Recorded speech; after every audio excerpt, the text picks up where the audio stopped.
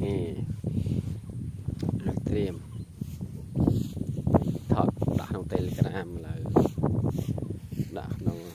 đầu thò mà đa hồi lục nữa nè vật sạc cái pi pon pram đói học sập mồi